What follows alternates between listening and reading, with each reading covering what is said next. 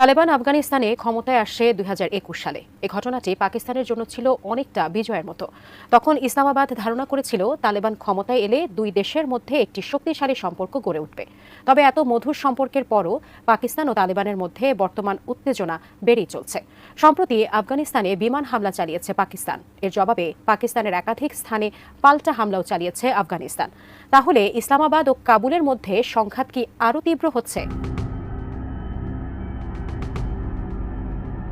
পাকিস্তানের বিমান হামলার কয়েকদিন পর পাল্টা হামলা চালিয়ে জবাব দিয়েছে আফগানিস্তানের তালেবান বাহিনী। আফগানিস্তানের প্রতিরক্ষা মন্ত্রণালয় শনিবার জানায়, তাদের বিমান বাহিনী প্রতিবেশী দেশের বেশ কয়েকটি পয়েন্টকে লক্ষ্যস্থল করেছে। এই দিকে হামলায় ১৯ পাকিস্তানি সৈনিক নিহত হয়েছে বলে দাবি করেছে আফগান ও ভারতীয় একাধিক সংবাদ মাধ্যম। তবে পাকিস্তান কর্তৃপক্ষ বিষয়টি নিয়ে এখনও কোনো মন্তব্য করেনি। আফগান প্রতিরক্ষা মন্ত্রণালয়ের মুখপাত্র এনায়েতুল্লাহ খোয়ারেজমি বলেন, আমরা এটিকে পাকিস্তানের অঞ্চল হিসেবে বিবেচনা করি না।